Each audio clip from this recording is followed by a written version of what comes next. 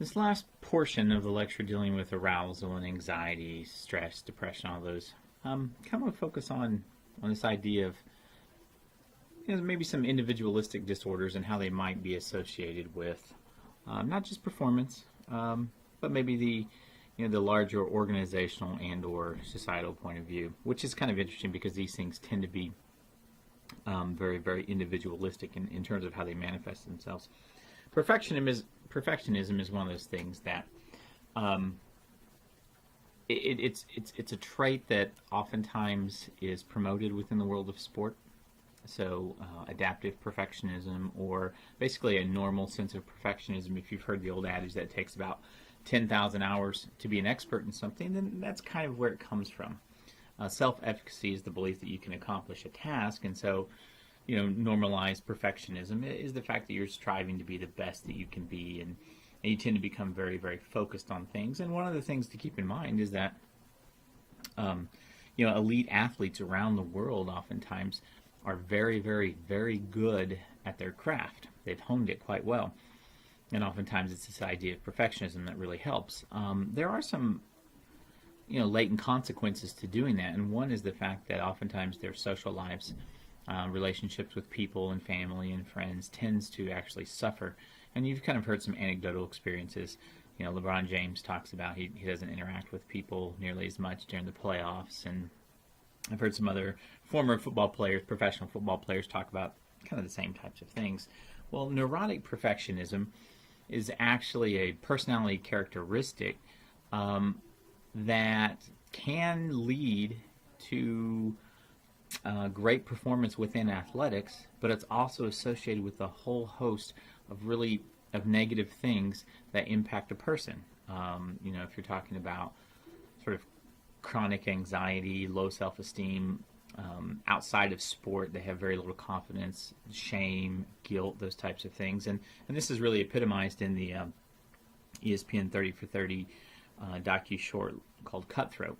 And that's one that you need to make sure that you look at and watch and see and really try to understand, perfectionism, and where's the line drawn between normal or adaptive perfectionism that then moves into neurotic, that then moves in possibly into obsessive compulsive disorders, which, like I've said before, a lot of people sort of joke about those things, but if you truly are OCD, then it can be extremely crippling. And it doesn't mean that the individuals cannot necessarily be successful in an athletic or a business environment, but perhaps as a leader, if you're able to, if you notice some of these things, then it's a way of really reaching out and helping the employee be the best person they can be, and that's kind of what leaders and managers do in these organizations, is try to help people reach their goals, and sometimes that means referring them maybe to professionals that have a little bit more impact and information with regards to some of these. Depression is another one. It's very similar. Depression is something that happens quite a bit. We tend to, as people, have natural fluctuations with regards to emotions, and then sometimes those emotions can manifest themselves in maybe a bad mood that lasts for a week or two. Depression, it's actually a different beast here, because it's going to be an illness that really interferes with everything that you try to accomplish in day-to-day life. And there are a couple different forms that we're actually going to talk about with regards to depression. Major depression is a lot of what it sounds like. Usually involves a whole host of combination of symptoms. It tends to, when I say cripple, routinized activities, I mean it can bring life to an actual standstill. And this life can be those at the professional sphere, it can be working with family, friends, even hobbies. The kind of the fun and enjoyment is taken out of that. It's going to mess with your sleep patterns, and so this is when you talk about major depression, that's a lot of people have spoken about that, and so to say that you're depressed does not necessarily mean you suffer from major depression. And if you have suffered from different forms of depression, then obviously it doesn't necessarily make you an expert with regards to diagnosing or treating individuals.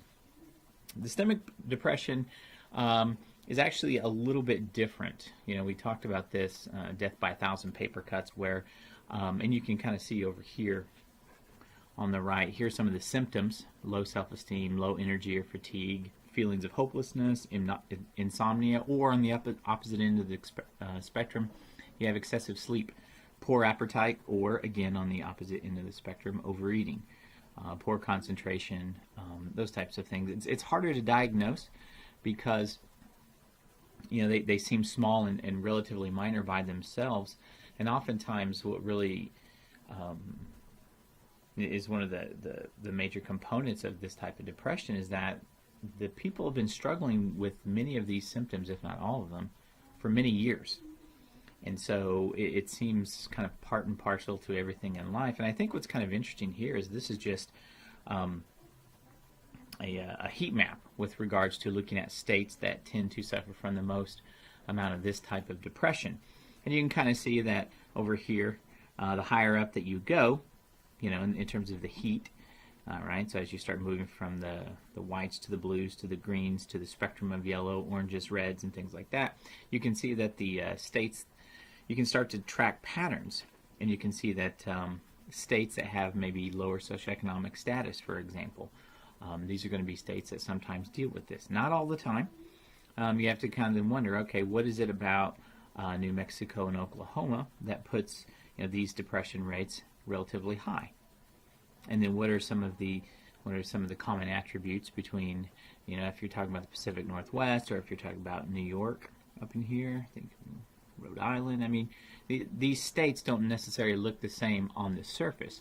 So you need to find out kind of, what are some of the commonalities. And so now we're talking about communities, and we're talking about larger things in society and life that might influence something like depression, which is very, very individualistic. And so the question I always just kind of ask is, how can sport or physical activity, that's what the PA up here means, how can that help address some of these forms of depression in some of these areas? Again, it's not something that's going to be a universal panacea to solve all social ills, but oftentimes recreation commissions or departments, sport organizations can look at and become rallying points with regards for communities or states or counties or parishes if you're down in Louisiana, and that type of thing. And that's where our industry and the product, quote unquote, the experience that we sell, we can be part of providing excitement or entertainment. When you talked about after 9/11 and the horrific losses that many people suffered, and in the return to normalcy, and how baseball and football was a part of life where people could forget about for a while some of the depressing things that had happened to them. Or if you're talking about Hurricane Katrina down in Louisiana in 2005, if you're talking about any, lots of types of man-made and or natural disasters that strike all over the world, and how sport can help people overcome those things, that's kind of getting at this whole notion of how maybe something like depression and physical activity, we know that physical activity is going to release endorphins in the body, which naturally make the individual feel better about themselves. And if they feel better about themselves and they're happier, then self-esteem, self-confidence, all these things can actually increase.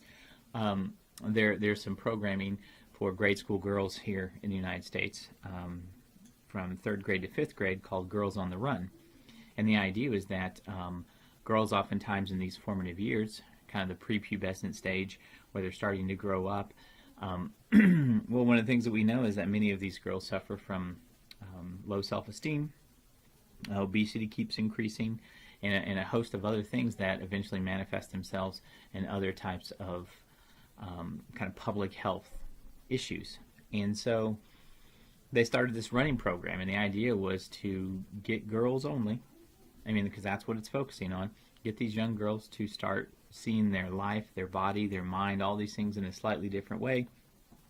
And what they found is that it's for all skill levels, endurance levels, I guess might be a better way to put it, all socioeconomic status levels, and they've seen some amazing results. And so, one way of combating depression might be instituting some sort of physical activity program in your sport organization. It's kind of counterintuitive, but one of the things that I see is all the time that the people that work in our industry, they work very hard, they're very dedicated, and so as a result, their physical activity usually decreases, and many of them put on weight, which can have adverse effects to how they live their life, how they feel about themselves, their self-confidence, and maybe that over time manifests itself in these different forms of depression. So you see a lot of corporate wellness programs that are starting to pop up, especially in intercollegiate athletic departments.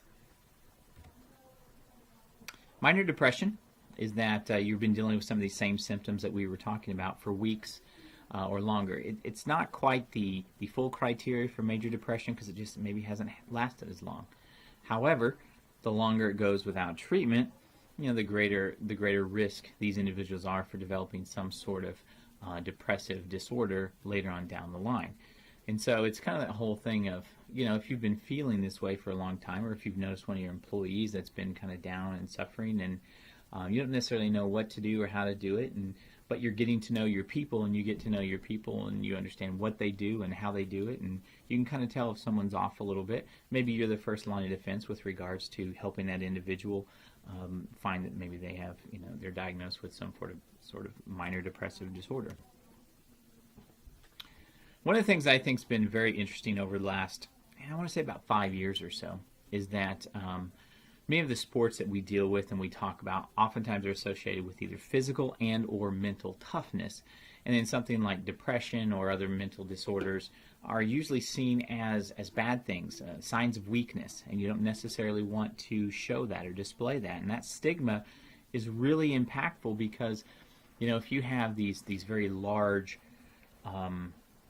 athletes that are suffering from something, then oftentimes, it's sort of seen as, wow, this person with this, this larger than life, physically imposing person, they're sort of, there's something wrong with them, and we want to start to kind of get away from that.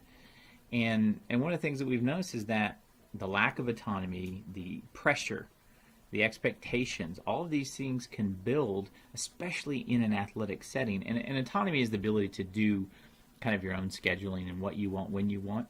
And oftentimes athletes from a very early age, at least in middle school, scholastic, and intercollegiate athletics, they don't nearly have the free time that a lot of other extracurricular activities may possess. And so, sometimes for some people with, some personalities and things like that, predilections, this can be a great thing, and for others, it may not be a wonderful thing at all. And so we start seeing that sport has an opportunity now to go out and combat some of the stigma associated with the mental weakness, if you will, of depression or anxiety disorders or any type of mental health or disorder. And that's one of the things that's really interesting is when you start hearing these elite athletes come out and speak more and more about it, then it starts to really change how society views things. And I think that there's something kind of neat about that. Not that you have millions of people that are dealing with this, but that you have an institution, a platform that actually has the possibility to go out and really impact individuals, not just in their communities, but also literally in their own homes, and have a demonstrative impact on them.